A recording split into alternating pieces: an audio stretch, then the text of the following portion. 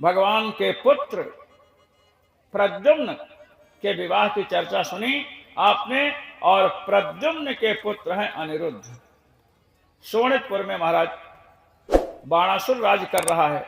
इसकी पुत्री का नाम उषा है और उषा की मित्र है चित्रलेखा। दोनों में कहते हैं ना दांत कटी रोटी, बड़ी मित्र है महाराज, एक दूसरे के बिना रह नहीं सकती। एक दिन चित्रलेखा बैठी थी, उषा सो रही थी। अब सोते सोते उषा के मुंह से निकला कि हा प्रियतम, अधरा मिर्च पिलाकर अधूरा छोड़कर कहाँ जा रहे हो, ऐसे कुछ शब्द बोली। तो जब ऐसा बोली तो चित्रलेखा ने कहा, है ये तो अभी कुंवारी है और ये प्रियतम किसको कह रही। उठाई कही, ये प्रियतम किसको कह रही थी। अभी ऐसी सखियां थी तो उसने उषा ने बताया कि एक श्याम वर्ण का पुरुष अत्यंत सुंदर था, मैं उसका आलिंगन कर रही थी, ओंठ में ओंठ लगाई, नींद खुल गई और उसके बिना मैं रह नहीं सकती। तो चित्रलेखा ने कहा कि घबराओ मत, मैं पता लगाती हूं कौन है। स्वप्न में देखे हुए पुरुष का पता लगाने के लिए मित्र तैयार है। सोचो कैसी मित्रता थी। चित्रलेखा चित्रम लिखितुम शीलम स्वभावो यस्याः सा चित्रलेखा, चित्र बनाने का स्वभाव है। आप और हम देख करके चित्र बनाते हैं, चित्रलेखा बिना देखे चित्र बनाती है महाराज। उसने जो है श्याम वर्ण का पुरुष बताया तो उसने सोचा कि भगवान श्री कृष्ण श्याम वर्ण के हैं, भगवान श्री कृष्ण का चित्र बनाया तो इसको लज्जा का अनुभव करना, ये नहीं। प्रद्युम्न जी को बनाया तो थोड़ा और लज्जा का अनुभव हुआ क्योंकि साक्षात ससुर लगेंगे, तो कहा कि नहीं है। और जब अनिरुद्ध जी का बनाया तो फिर बस यही कह, घबराओ मत, मैं लाऊंगी। अब महाराज वहां से चली द्वारकापुरी से अनिरुद्ध जी को ले जाने के लिए। नारद जी रास्ते में मिले, कहे कहाँ जा रही हो। बताई कि मैं वहां जा रही हूँ। कहे वहां मत जाना, सुदर्शन चक्र का पहरा लगा हुआ है, काट पीट करके रख देगा। अगर तुम्हारी नाक कट गई तो तुम्हारी शादी नहीं होगी, विवाह नहीं होगा। अब बच्चियों को कह दो कि ऐसा हो जाएगा तुम्हारा विवाह नहीं होगा तो बहुत घबराते हैं, बच्चे हो चाहे बच्चा हो। तो महाराज कही गुरु जी का क्या करें, आपके शरण में है। नारद जी ने कहा जब हमको गुरु बना ली हो तो हम प्रवेश करा देते हैं। एक मंत्र दिया महाराज नारद जी। अब नारद जी के पास बहुत मंत्र हैं, जैसा भक्त वैसा मंत्र। नारद जी ने ऐसा मंत्र दिया कि तुम अंतर्धान होकर प्रवेश करोगे, सुदर्शन जी ध्यान नहीं दे पाएंगे। गई और पलंग के सहित अनिरुद्ध जी को लाई और चित्रलेखा ने उषा को सौंप दिया। अब वहीं पर रहते हैं दोनों। सैनिकों ने कहा कि अंदर खुसफुस की आवाज आ रही, लगता है कोई पुरुष है कि क्या है। कहे है जरूर, और कहे इसके हाव भाव भी बदले दिख रहे हैं उषा के। महाराज बाणासुर को सूचना दी और कहा कि देखिए ऐसी सी बात है, हम लोगों को संदेह है, तो आप जो है पता लगाओ। अब महाराज बाणासुर स्वयं आया सैनिकों के साथ, राजकुमारी के उसमें प्रवेश किया तो उसने देखा एक सुंदर लड़का राजकुमारी के पलंग पर बैठा है। कामात्मजं तं भुवनैक सुंदरं श्यामं पिशंगाम्बरमंबुजेक्षणं। श्यामम एक काम के पुत्र हैं, भुवनैक सुंदरम संसार में सबसे अधिक सुंदर है महाराज, श्याम वर्ण के हैं, कमल के समान नेत्र हैं। और युद्ध होने लगा महाराज। इसके जितने सैनिक थे सब सैनिकों को मार डाला अनिरुद्ध जी ने। अंत में बाणासुर ने नागपाश में इनको धोखे से बांध लिया। श्री नारद जी द्वारकापुरी पधारे, भगवान श्री कृष्ण ने स्वागत किया। श्री नारद जी कहते हैं कि भाई परिवार बड़ा होना तो अच्छा है, लेकिन आपका जैसा परिवार है ना इतना बड़ा परिवार होना भी अच्छा नहीं है। तो भगवान श्री कृष्ण ने कहा कि पत्नियों की संख्या मेरे अधिक है, पुत्र पौत्र मेरे अधिक हैं, पालन पोषण मैं करता हूं, दर्द आपको हो रहा है, पीड़ा आपको हो रही है। कहे पीड़ा हमको नहीं हो रही है, मतलब इतने बच्चे 16,108 रानियां हैं, एक एक रानी के 10-10 बच्चे हैं और एक एक बच्ची है, ये आप समझ लो, और फिर उन बच्चों के बच्चे हैं। नारद जी ने कहा कि ये बतलाओ कि अनिरुद्ध कहाँ हैं, आपके पौत्र रुक्मिणी जी के पुत्र प्रद्युम्न जी के जो पुत्र अनिरुद्ध जी हैं वो कहाँ हैं। भगवान ने कहा रजिस्टर लाओ, हाजिरी लो सबकी। अरे कहे कि कई महीनों से गायब हैं, कई महीने से गैर हाजिर हैं, एब्सेंट हैं।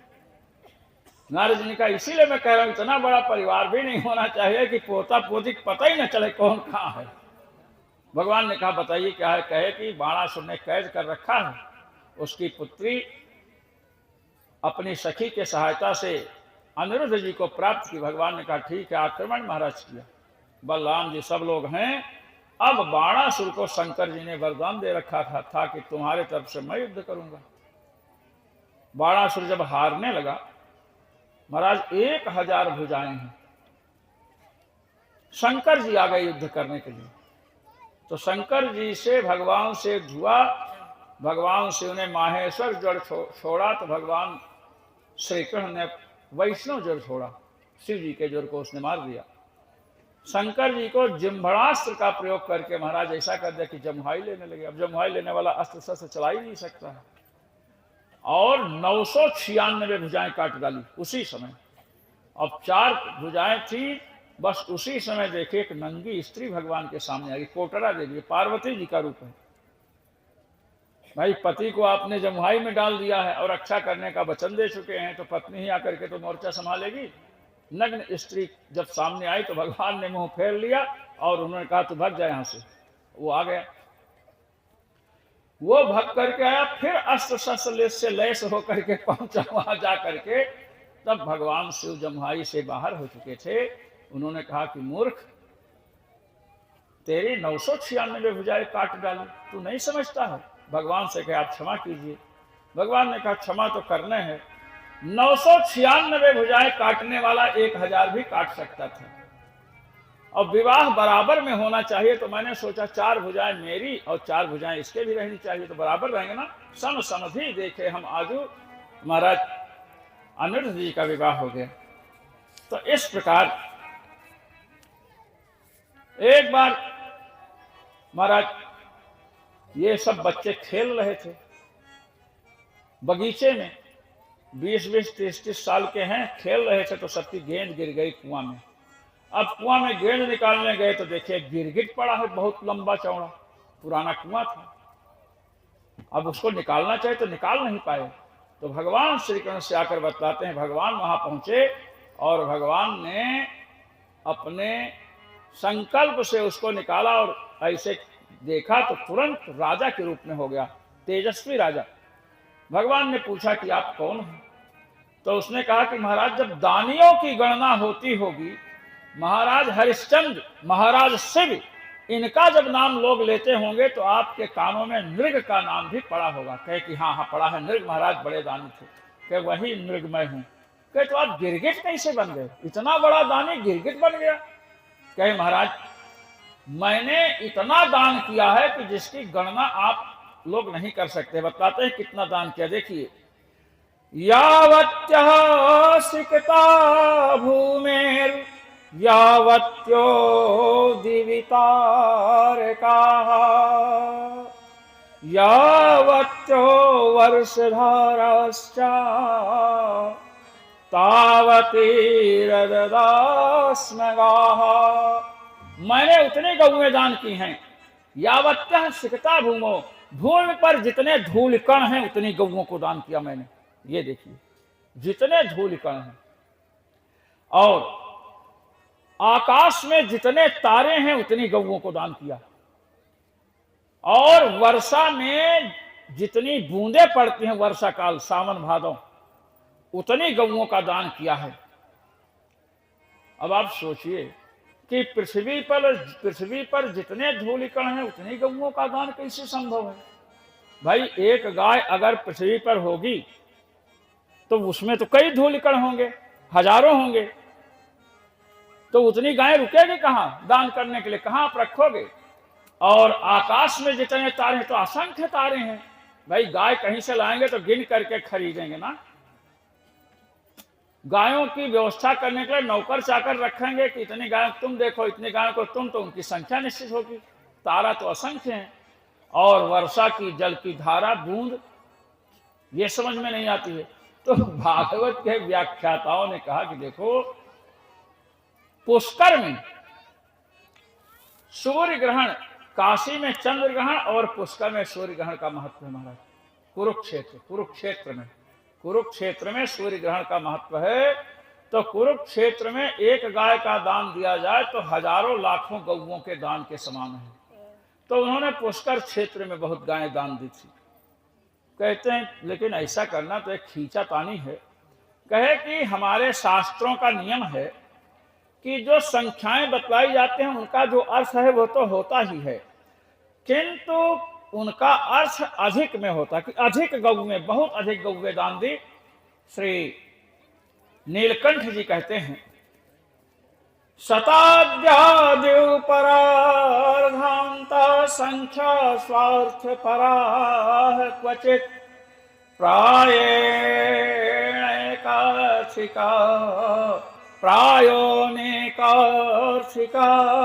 गेया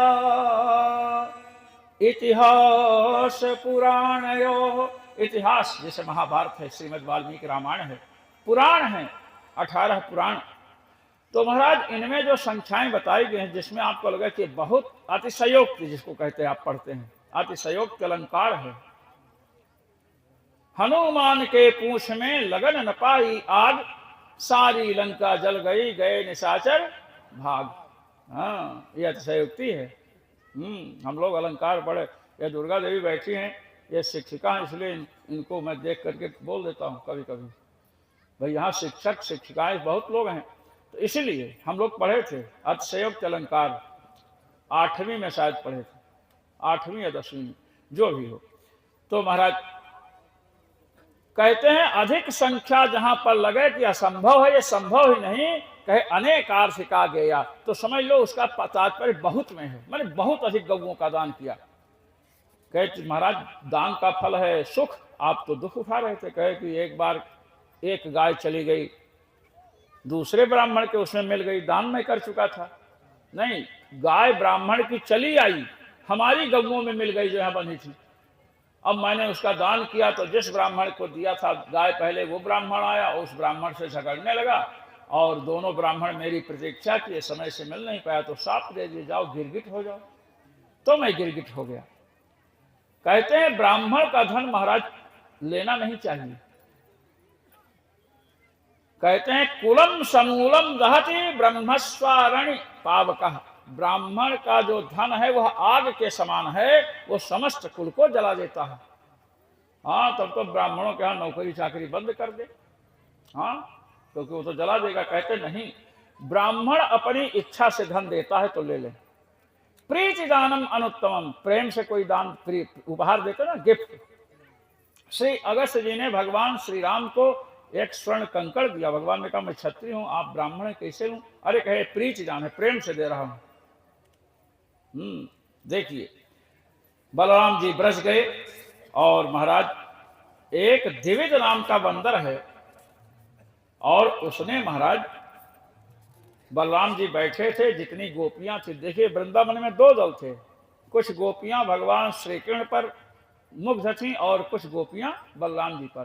तो वे गोपियां थी, तो ये जो द्विविद बंदर है महाराज आ करके क्या बोलते हैं उनका सब, कोई किसी की साड़ी उठा लेगा, किसी का ब्लाउज उठा लेगा और अश्लील चेष्टाएं करने लगा। तो बलराम जी ने देखा तो उसको पकड़ा और मार दिया। द्विविद नाम का वानर जो है ये भगवान राम की सेना में था, और ये क्या करता था कि रात को लंका में घुस जाए और राक्षसियों को परेशान करे। अब ये सूचना भगवान श्री राम के समीप पहुंची तो बड़े कुपित हुए, लक्ष्मण जी और अधिक। लक्ष्मण जी ने कहा भैया इसको सुग्रीव जी से कहा करके मृत्युदंड देना चाहिए। भगवान ने कहा अपनी सेना में मृत्युदंड तो नहीं देना चाहिए। लक्ष्मण जी ने कहा अगर आज मृत्युदंड इसको नहीं दिया गया तो अगले जन्म में मैं इसे जरूर मारूंगा। लक्ष्मण जी बने बलराम, मार दिया महाराज। इसके बाद हम कथा में आते हैं। कुछ कथाएं हैं जिनको हम प्रणाम करके आगे बढ़ रहे हैं। देवर्षि नारद द्वारकापुरी पधारे और भगवान की दिनचर्या देख रहे हैं। भगवान कहीं संध्या बंदन कर रहे हैं, कहीं लड़कों को खिला रहे हैं, कहीं पूजा पाठ कर रहे हैं। और नारद जी वहां से गए। इधर की क्या स्थिति है कि भगवान द्वारकापुरी में विराजमान हैं, सुधर्मा नाम की सभा है, वहां भूख प्यास नहीं लगती। महाराज एक दूत आया, उसने कहा कि हमें 20,000 राजाओं ने दूत बनाकर भेजा है महाराज। 20,000 राजाओं को जरासंध बंदी बना करके रखा था। 20,800 हैं, और 200 और हो जाए तो भैरव का यज्ञ करना चाहता, सबकी बलि देना चाहता है। ये देखिए नरमेध महाराज। वे राजा कह रहे हैं प्रार्थना करते हुए कि हे श्री कृष्ण, हे प्रभु, ये जरासंध रूपी कर्म पाश से हमारी रक्षा करो। भगवान ने कहा कि जरासंध को मारने के लिए जाना पड़ेगा। तब तक नारद जी आ गए। नारद जी ने कहा युधिष्ठिर जी राजसूय यज्ञ कर रहे हैं, उसमें आपको बुलाए हैं। भगवान ने कहा युधिष्ठिर जी परम मित्र हैं, रिश्तेदार हैं, वे बुला रहे हैं, वहां चलें कि जरासंध के यहाँ बंदी बनाए हुए राजा शरणागत है, वहां चलें। उद्धव जी से कहे उद्धव जी आप बतलाइए क्या करें। उद्धव जी मंत्री भी हैं भगवान के, उद्धव जी भगवान के मंत्री भी हैं, मित्र भी हैं।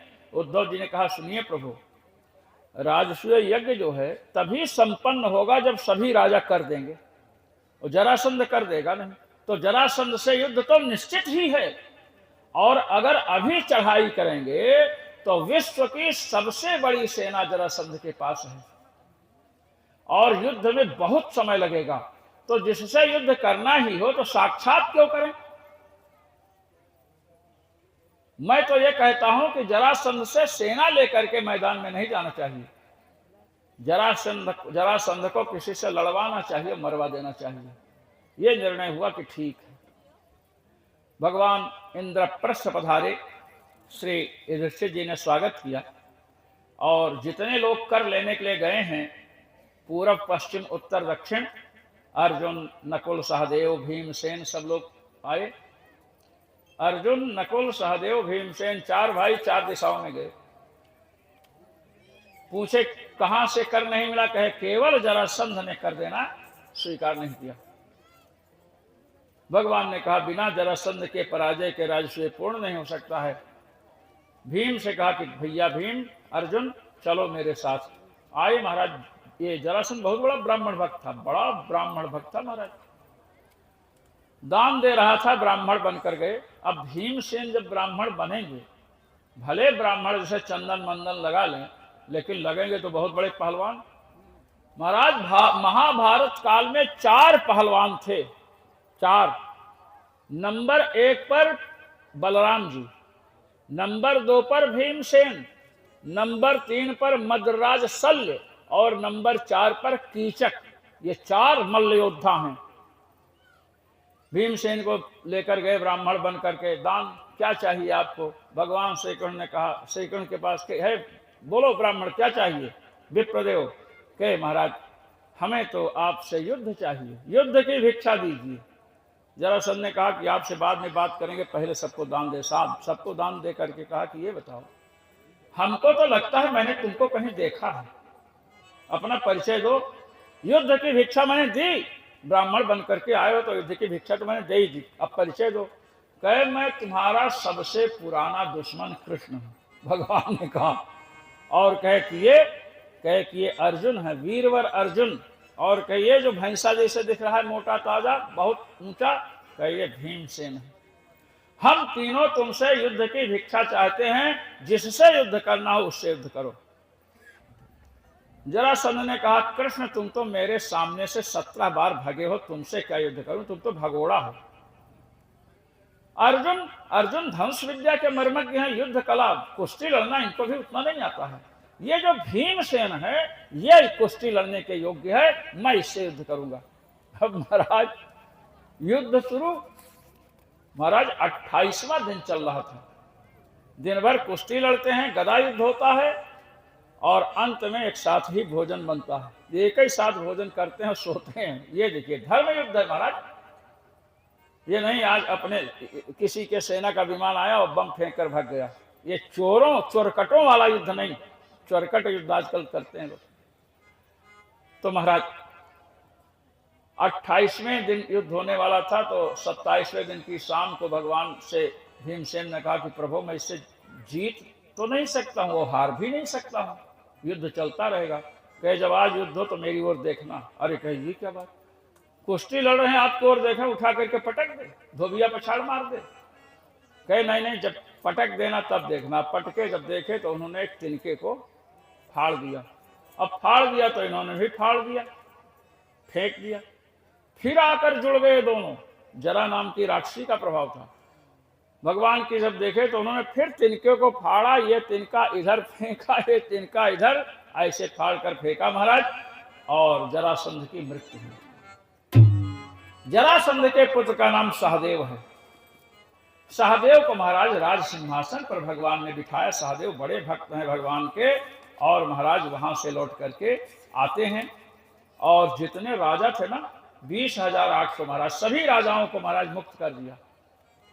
राजाओं को जब भगवान का दर्शन हुआ महाराज, कारागार में तो बंदी खाने में तो ऐसे भोजन मिलता है, बंदी खाने पैर से महाराज आटा भिगाते हैं, पैर से।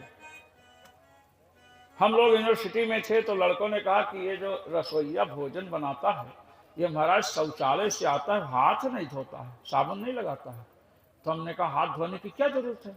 अरे कहीं शौचालय से आवे हाथ धोने की जरूरत नहीं। हमने कहा भाई शौचालय से आने पर हाथ धोने की जरूरत उसको पड़ती है जो नीचे जल लगाता है, समझ रहे? कहीं मतलब नीचे भी नहीं। हमने कहा बिल्कुल नहीं। फिर बाद में उसको समझाया गया, समझे कि नहीं? भोजन, ये आप समझ लीजिए, अगर भोजन में अपवित्रता हुई तो महाराज बुद्धि विकृत हो जाएगी। आहार शुद्ध सत्व शुद्धि, जब आहार शुद्ध होगा तभी अंतःकरण शुद्ध होगा, मन बुद्धि चित्त अहंकार शुद्ध होगा। और आहार किस प्रकार से दूषित होता है? आहार 3 प्रकार से दूषित होता है। एक तो आहार है जो जन्मना दूषित है, जन्म से ही, जैसे गाजर, लहसुन, प्याज, टमाटर नहीं। टमाटर का निषेध इसलिए है कि टमाटर को, कुछ टमाटर ऐसे उनको जब चीरें तो लगता है अंदर कलेजा जैसे। महाराज मैं एक कुंभ में कर रहा था और जो टमाटर ऐसा दिखा, मैं फेंकते जाऊँ, 8-10 टमाटर फेंक दिया बड़े बड़े। वहाँ के महन जी आए, और रामलीला मैदान के रामकृष्णदास जी महाराज कहे महाराज ये क्या कर रहे हैं? हमने कहा कलेजे जैसे लग रहा है। अरे कहे आप मत कीजिए, दूसरे करवाते हैं आपको, बैठ गए यहाँ। किसने कहा था? ये भाव दूषित होता है, जिस वस्तु को देखकर वो नहीं खानी चाहिए। अब आप भोजन हलवा खीर खा रहे हैं, कोई सड़ा कुत्ता सामने से निकला तो मन खराब हो जाएगा, भोजन छोड़ देते हैं। तो एक तो भाव से दूषित होता है, एक जन्म से दूषित। लहसुन प्याज इत्यादि है सब जन्मना दोष है इनमें। सात्विक लहसुन प्याज का आयुर्वेद में उपयोग है, किंतु जब साधना अनुष्ठान में बैठते हैं तो इसे नहीं खाना चाहिए, सात्विक लोगों को नहीं खाना चाहिए। तो महाराज जन्म से दोष, और एक निमित्त दोष है। बढ़िया गाय के दूध में खीर बनाए, काजू किशमिश सब डाले हैं, और भोग लगाने गए, एक मक्खी आकर के गिर गई, निमित्त पड़ गया, खीर अशुद्ध हो गई। अच्छा खीर बहुत अच्छी बनाए, मक्खी भी नहीं गिरी, और चमड़े के बर्तन में रख दिया। आश्रय दोष, आश्रय जो खीर का है वो दुष्ट है, दूषित है, इसलिए खीर दूषित हो गई। तो जन्म से, निमित्त से, किसी कारण से, और आश्रय पात्र माने बर्तन सही बजना चाहिए। आज मैं सवेरे जल मंगाया तो प्रशांत जी साहब लाए थे, आज लाए कि कल लाए। अच्छा हमको पता नहीं क्या है, कोई पात्र हाथ में देता है तो जूठे पर मेरा हाथ पहुंचता है। हमने कहा तो जूठा है, देखे कह रहे हमने ध्यान नहीं दिया, मैंने लौटा दिया।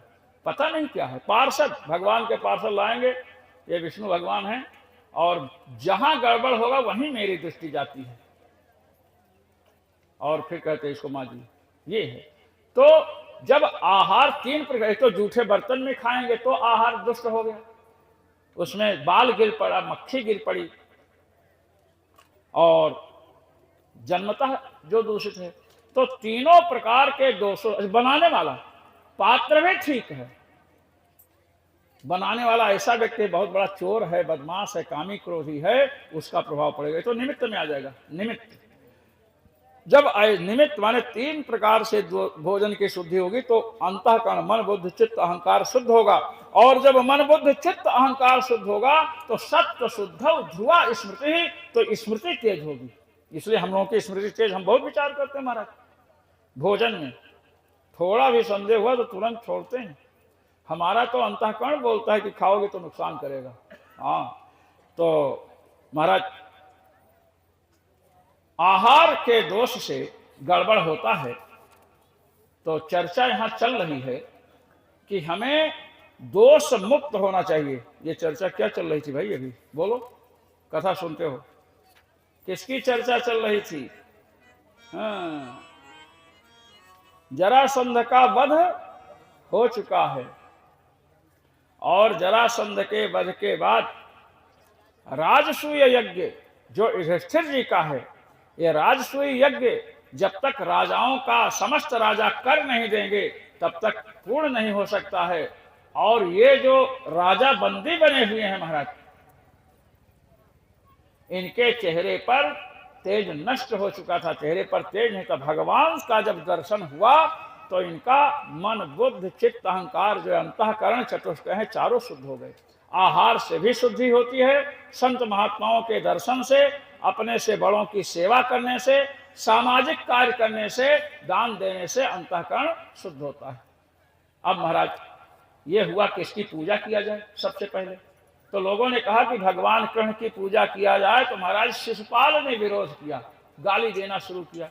भगवान ने उसकी मां को कहा था 100 गाली सहन करेंगे, 99 हुई तो कहे कि शिशुपाल अब तू रुक जा।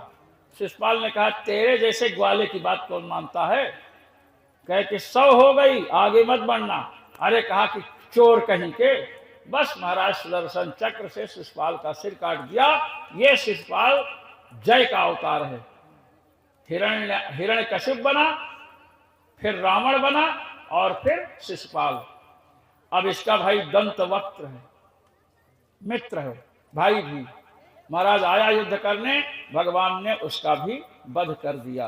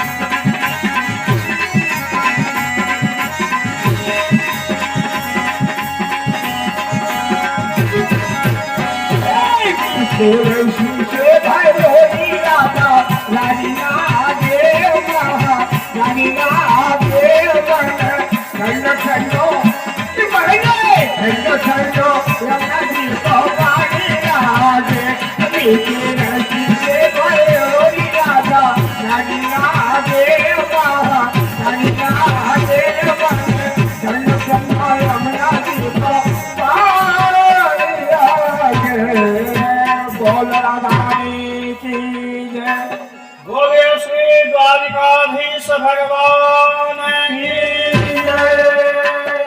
जय जय श्री राधे। अब हम आपके समक्ष श्री सुदामा जी के चरित्र को प्रस्तुत करते हैं। कृष्णस्यासीत् सखा कश्चित्, कृष्णस्यासीत् सखा कश्चित्, ब्राह्मणो ब्रह्मवेत्तमः,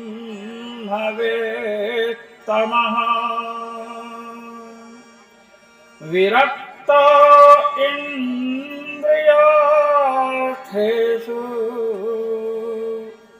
प्रशान्तात्मा जितेन्द्रिया। श्री सुखदेव जी कह रहे हैं कि हे महाराज परीक्षित, भगवान श्री कृष्ण के एक मित्र थे, कश्चित शब्द से कहा गया, जो बहुत प्रसिद्ध थे। श्री सुदामा जी का नाम नहीं लिया। श्रीमद् भागवत महापुराण में श्री राधा जी का और श्री सुदामा जी का नाम महाराज सुखदेव जी ने नहीं लिया। श्री राधा जी का नाम इसलिए नहीं लिया, गर्ग संहिता में यह प्रसंग आता है कि श्री राधा जी का नाम लेने पर श्री सुखदेव जी को 6 महीने की समाधि लग जाती थी, तो उन्होंने नाम नहीं लिया और प्रेमियों को छिपाया है महाराज। स्कंद पुराण में इनकी चर्चा है कि सतानंद नाम के ब्राह्मण थे जो दूसरे जन्म में सुदामा बने हैं। सुदामा जी भिक्षा मांग करके अपना भरण पोषण करते हैं। सुदामा जी की पत्नी भी बड़ी सुशीला है। भगवान श्याम सुंदर ने, द्वारकाधीश ने विचार किया कि मेरे भक्त सुदामा दरिद्रापति बने हुए हैं, मैं तो लक्ष्मीपति हूं। ये दरिद्रा देवी महाराज बड़ी दुष्ट है। एक बार दरिद्रा देवी और लक्ष्मी जी, बड़ी बहन छोटी बहन दोनों बैठी थी और नारद जी पहुंच गए। नारद जी जब पहुंचे तो नारद जी से एक प्रश्न किया दोनों बहनों ने कि नारद जी आप ये बतलाइए कि मैं सुंदर हूं, मैं अच्छी लगती हूं कि मेरी बहन दरिद्रा देवी अच्छी लगती है। यह प्रश्न किया महाराज दरिद्रा देवी और लक्ष्मी जी ने। हाँ, ट्रैक्टर नहीं देखे हो तो देख लो, फिर कथा करते हैं। हाँ, ट्रैक्टर नहीं लोग देखते आवाज क्यों आ रही है इसीलिए देख रहे हैं, ऐसा नहीं। दाल भात में मूसर चंद वाली स्थिति हो गई, क्या करें। तो महाराज भगवान से, हाँ, दरिद्रा देवी और लक्ष्मी जी दोनों पूछे कि नारद जी बताओ हम दोनों में अच्छी कौन लगती है। अब नारद जी ने सोचा कि अगर हम कह दिए लक्ष्मी जी अच्छी लगती हैं तो दरिद्रा कुपित हो जाएगी, तो हाथ में जो वीणा है और कमंडल है दोनों गायब कर देगी। भाई दरिद्र इतने हो जाएंगे, वीणा कमंडल कुछ नहीं रहेगा, लंगोटी तक नहीं बचेगी। और यदि कह दें कि दरिद्रा देवी अच्छी हैं तो लक्ष्मी जी नाराज हो जाएंगी, बैकुंठ आना जाना बंद हो जाएगा। तो नारद जी बड़े चक्कर में फंस गए। तो नारद जी ने कहा आप दोनों अच्छी लगती हो, आप दोनों बहनें अच्छी लगती हैं। तो दोनों ने कहा कि हम दोनों में कौन अच्छी लगती ये बताओ। महाराज फंसाया इनको। तो नारद जी ने कहा कि देखिए हमने जो कहा है हम उसी पर अटल रहेंगे, आप दोनों अच्छी लगती हो। फिर दोनों ने कहा कि नहीं, दोनों में कौन। अरे कहे सुनो तो मेरी बात, के बताओ। लक्ष्मी जी से कहा कि जब आप घर में पधारती हो ना बहुत अच्छी लगती हो। दरिद्रा देवी ने कहा और मैं, कहे जब आप घर से निकल करके बाहर जाती हो तो लक्ष्मी जी आप जैसे नहीं लगती हैं, और लक्ष्मी जी जब आती हैं तो दरिद्रा देवी नहीं लगती। ये उत्तर दिया महाराज। दोनों प्रसन्न हो गई। दरिद्रता जब घर से बाहर जाती तो अच्छा लगता है कि नहीं, और लक्ष्मी जी घर में आती तो अच्छा लगता है। नारद जी भी कभी कभी फंस जाते हैं, बड़े बड़े महापुरुष फंस जाते हैं, फिर जो युक्ति सोचना पड़ता है। तो महाराज भगवान ने सोचा मैं लक्ष्मीपति हूं और सुदामा अत्यंत दरिद्र हैं, सुदामा दरिद्र हैं तो मेरे लक्ष्मीपति होने को धिक्कार है। भगवान एक भिक्षुक का वेश बनाए। भाई भिक्षुक का वेश बनाओगे तो वेश तो भिक्षुक का है, भिखारी का, और हो तो लक्ष्मीपति, तो भिखारी का गुण कहां से लाओगे? ये सबसे बड़ी बात है। रावण ने साधु का वेश बनाया और साधु का गुण नहीं था, जानकी जी का हरण किया। अब भिक्षुक बन करके पहुंचे और सुदामा जी के घर पर पहुंचे और कहे भवत भिक्षाम देहि, हमें भिक्षा दीजिए। पत्नी निकल करके आई, कहते लगता नए नए भिखारी बने हो। यही कहा, नए नए भिखारी बने हो। भगवान ने इधर उधर देखा, कोई आभूषण तो नहीं भूल गया उतारने में। देखे, कहे कैसे आपने कहा कि मैं नया भिखारी हूं? कहे भिखमंगों का एक नियम होता है। भगवान ने कहा क्या नियम है? कहे कि नियम है नए भिक्षुकः भिक्षुकांतरम उपतिष्ठते। एक भिखारी दूसरे भिखारी के यहाँ भीख मांगने नहीं जाता है, ये नियम है। और तुम मेरे यहाँ आए इसलिए तुम लगता है नए नए भिखारी हो। बोलो कौन हो? अरे भगवान ने कहा हम तो भूले भटके, रास्ता भूल गया इसलिए मैंने भिक्षा मांग ली। मैं भिक्षा मांगने तो आया नहीं था और मैं भिखारी हूं भी नहीं, भिखमंगो जैसे लगता हूं, भिखारी नहीं। हाँ तो आप भिखारी हैं? तो पत्नी ने कहा हमारे पति भिक्षुक हैं, तो हम भिक्षुकी हैं। अरे कहे कि आपके पति कौन है? कहे हमारे पति का नाम बताया सुदामा जी। कहे कि सुदामा आपके पति हैं? अरे और भीख मांगते हैं? तो उसने कहा कि आपको आश्चर्य क्यों हो रहा है? पति हमारे भीख मांग रहे हैं, आश्चर्य में आप पड़े हो? कहे आश्चर्य में इसलिए पड़े हैं कि सुदामा जी के परम मित्र जिन दत्तकटी रोटी, दोनों एक साथ रोटी खाते थे, श्री कृष्ण द्वारकापुरी के राजा हैं, लक्ष्मीपति हैं, उनके रहते तुम्हारे पति भीख मांगते हैं, कभी तुमसे बताया नहीं क्या? कहे नहीं, ये बात तो नहीं बताया। कहे आज जरूर पूछना। हाँ अब मेरा नाम मत बताना, नहीं पता लगाने लगेंगे कौन कहा गया। भगवान वहां से अंतर्धान हुए, आग लगाओ तो फिर रुको मत वहां। अब महाराज सुदामा जी आए, उस दिन भिक्षा भी कम मिली थी। पत्नी ने कहा कि आपके मित्र लक्ष्मीपति हैं, आप दरिद्रापति बने बैठे हो, आप जाइए वहां पर। तो सुदामा जी ने कहा कि मैं जा करके धन नहीं मांग सकता हूं। अरे कहे कि वहां मांगने से मिलता है? अरे वहां जाओगे जब वो तुम्हारी हालत देखेंगे तो अपने मालामाल कर देंगे। अब सुदामा जी जाना तो नहीं चाहते हैं। ब्राह्मण कितना ही गरीब क्यों ना हो महाराज, स्वाभिमानी होता है। तो सुदामा जी ने कहा कि मैं जाऊं कैसे? वो राजा है, राजा के पास खाली हाथ जाना नहीं चाहिए, तो कुछ चाहिए। तो महाराज पत्नी गई और अड़ोस पड़ोस से जा करके चूड़ा मांग लाई। चूड़ा, किसी के घर का चूड़ा पीला है तो किसी का कुछ है, और मांगने पर अच्छा लोग देते नहीं। कहे कि चूड़ा लाई। तो सुदामा जी ने कहा कोई किसी ने बांधे? तो एक धोती बड़ी फटी पुरानी थी, उसको उसमें रखा और जैसे कसी तो धोती मसक गई, फट गई। सुदामा जी ने कहा कि अरे, फिर 4-5 परत करके महाराज थोड़ा चूड़ा रखा और उसको बांध दिया, लेकर चले। भगवान ने समझ लिया कि आ रहे हैं, इनको द्वारका की चारों तरफ समुद्र है ना, पानी जल को पार करना पड़ेगा। तो भगवान ने सोचा इनकी दरिद्रता भी दूर करनी चाहिए, उतराई बेचारे कहां से देंगे। तो भगवान नाविक बन करके आ गए और सुदामा जी पहुंचे, गए भाई पार उतार दो। तो भगवान ने कहा कि हाँ पार तो उतारना मेरा काम है, चलो बैठो। आप बैठे, बाहर उतार दिया। क्या महाराज उतराई दो, उतराई मांगते हैं ना। सुदामा जी ने कहा कि मेरे पास कुछ नहीं है देने के लिए। भगवान ने कहा कि ऐसा संसार में कोई है ही नहीं जिसके पास कुछ ना हो। अरे आप ब्राह्मण हो, ब्राह्मण के ज्ञान होता है। कहे कि दरिद्रता के कारण मेरा ज्ञान भी लुप्त है समझो। कहे कि दरिद्रता क्या है? कहे मैं बहुत दरिद्र हूं, मेरे पास केवल दरिद्रता है। तो भगवान ने कहा तो वही दे दो। अरे कहे पागल हो, कोई दरिद्रता मांग लेता है क्या? अरे कहे कि हम सब ले लेते हैं, हम बिना उतराई लिए पार जाने उधर जाने देते नहीं, तो देना तो पड़ेगा ही। पुटकी में क्या बांधे हो, यही दे दो। पुटकी थी ना चूड़े वाली। भगवान सुदामा जी का नहीं, इस पर दृष्टि मत लगाओ, बड़े मूर्ख हो।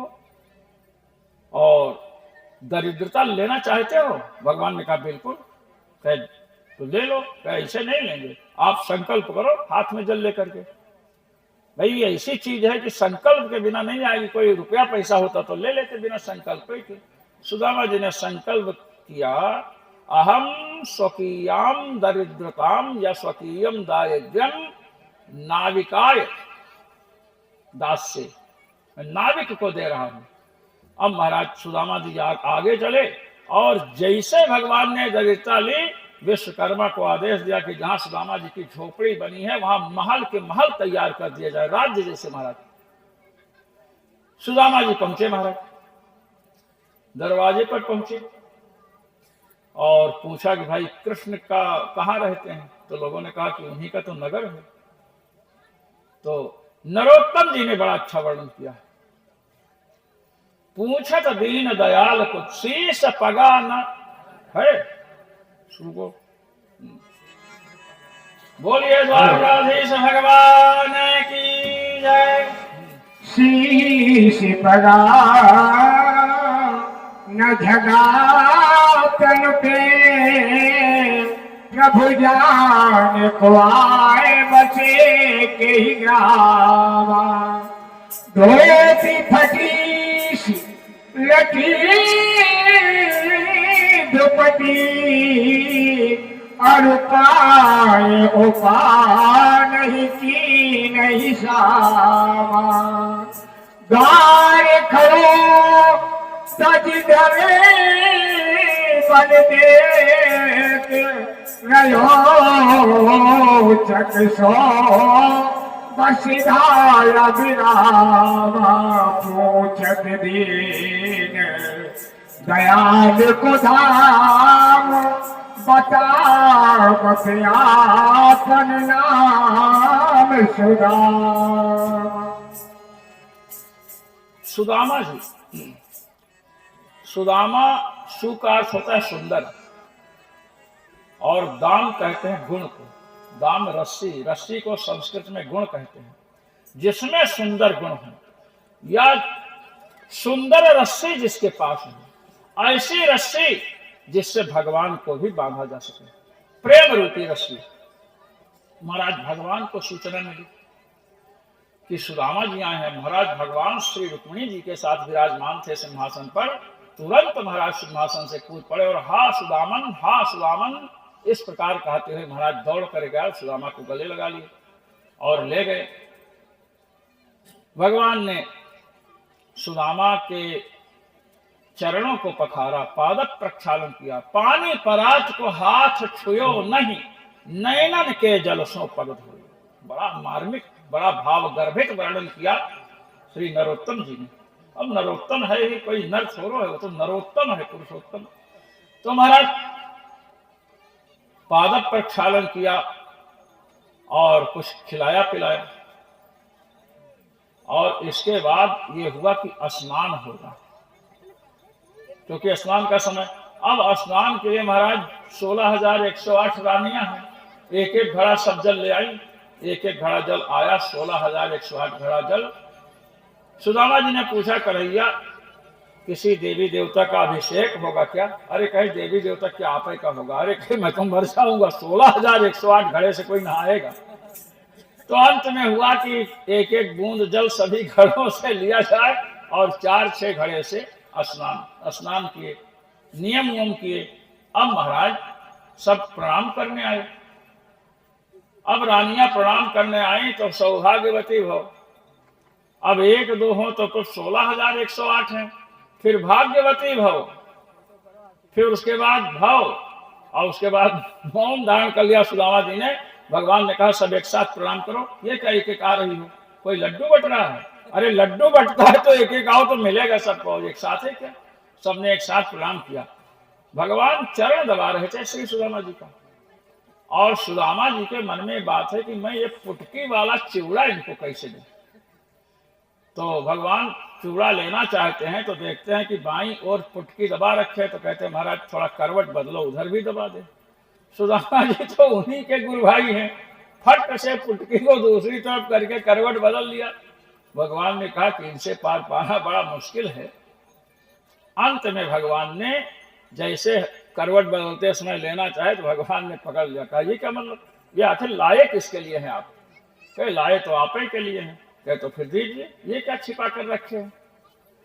महाराज जब खोला गया तो चूड़ा था 4 रंग का चूड़ा। अब जब ये समाचार मिला कि सुदामा जी भगवान के लिए कुछ लाए हैं तो जितनी रानियां बच्चे सब दौड़ पड़े। अब महाराज भगवान ने एक मुट्ठी चूड़ा लिया और महाराज उसको मुंह में रखी। जब महाराज एक मुट्ठी चूड़ा मुख में रखा भगवान ने और दूसरा लेने के लिए चले तो महाराज श्री रुक्मिणी जी ने हाथ पकड़ लिया। दूसरे मुट्ठी लेने के लिए बढ़े, देखिए श्री सुखदेव जी बतला रहे हैं, इति मुष्टिम सके जग्ध्वा द्वितीयां जग्धुमादरे। इति मुष्टिम सकृत जग्ध्वा, सकृत माने एक मुट्ठी लिया और खाया। द्वितीयां जग्धुम आदते, दूसरी मुट्ठी खाने के लिए जैसे लिया हाथ में तो क्या हुआ? कहते हैं तावत थेर जगृहे हस्तम, उसी समय श्री रुक्मिणी जी ने हाथ को पकड़ लिया।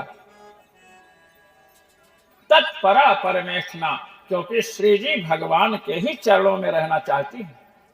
श्री जी ने कहा प्रभु आपने एक मुट्ठी खा लिया है, इनको सब कुछ मिल गया, और यदि आप दूसरी मुट्ठी भी खाएंगे तो मैं आपके ही पास रहती हूं, आप हमारा भी त्याग करना चाहते हैं क्या?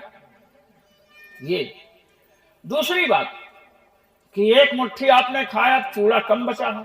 16,108 रानियां हैं, हमको भी तो प्रसाद चाहिए। 10-10 बच्चे, एक बच्ची, उन सबको भी तो प्रसाद चाहिए आपके मित्र का, ब्राह्मण का। इसलिए महाराज पकड़ लिया और महाराज सुदामा जी भगवान के यहाँ कई दिनों तक रहे। और जब चलने लगे तो सुदामा जी ने कहा प्रभु अब मैं चलना चाहे, तो भगवान ने कहा अच्छी बात है चले। तो महाराज फूटी कौड़ी नहीं दिया। लोग कहते हैं ना फूटी कौड़ी नहीं दिया। अब सुदामा जी के जगह आप हम होते तो भगवान को 2-4 कट शब्द का प्रयोग करते ही। बहुत लोग तो गाली तक दे देते। गाली अच्छी लगती है क्या? बोलिए, गाली अच्छी लगती है? बोलो भाई, आप लोग पूछे। समय पर नहीं, ससुराल की लगती है। सीधे कहो ना, ससुराल की गाली और ससुराल की साली। हाँ, तो महाराज गाली ससुराल की ही अच्छी लगती है, और या कोई छोटा बच्चा गाली दे तो भी अच्छी लगती है। तो महाराज सुदामा जी ने कहा कि देखो प्रभु कितने कृपालु हैं। उन्होंने समझा कि सुदामा को धन दूंगा तो ये धन में लिप्त हो जाएगा, भजन छोड़ देगा, इसलिए धन नहीं दिया। कितनी कृपा की है। और सोचते हुए जा रहे महाराज। जब गए अपने आवास पर तो झोपड़ी के जगह महल ही महल दिखे। महाराज वहां से लौटने लगे तो इनकी पत्नी ने दासियों को भेज करके पकड़वाया और कहा ये अपना ही है। तब समझे। सुदामा जी ने कहा अच्छा कृष्ण, तुमने इतनी संपत्ति दे दी, लेकिन तुम भी स्मरण रखो मैं सुदामा हूं।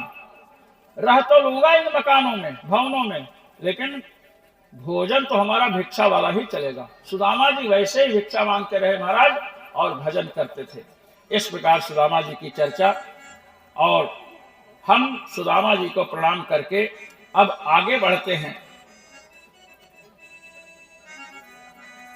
और सुभद्रा हरण की कथा है, उसको भी हम प्रणाम करके ही बढ़ रहे हैं, क्योंकि कथा फिर पूरी नहीं होगी महाराज। आप देखिए कि द्वारकापुरी में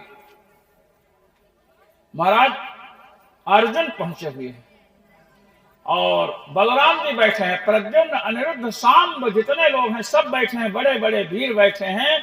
उसी समय एक ब्राह्मण एक बालक का शव लेकर के आया और कहता है कि जिस राज्य का राजा अत्याचारी होता है, पापी होता है, वहां पर बालकों की अकाल मृत्यु होती है, ये कहा।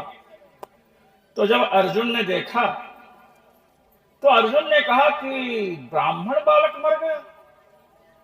अरे इस द्वारकापुरी में इतने बड़े बड़े धनुर्धारी हैं और इन्होंने काल की गति को नहीं रोक पाए लोग।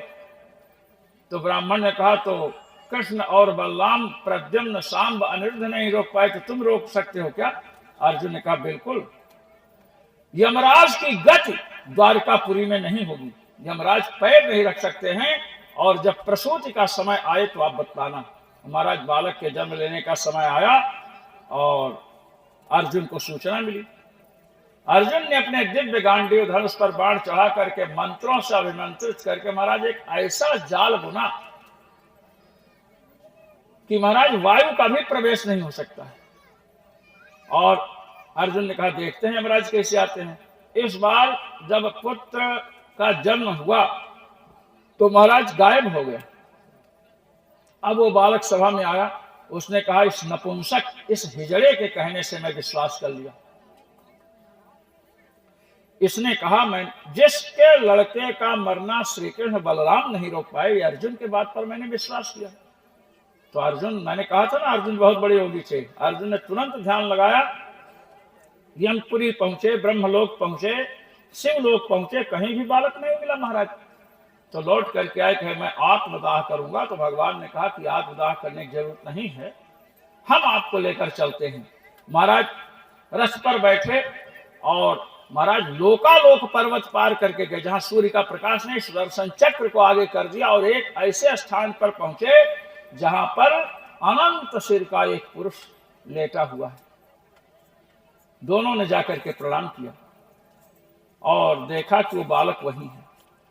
ये भूमा भगवान है। इन्होंने कहा कि श्री कृष्ण और अर्जुन, आप दोनों मेरे ही अवतार हो, आपको देखने की इच्छा से मैं बालक को यहां मंगा लिया और अब आप लेकर के जाओ। अर्जुन बालक को लेकर के आए महाराज।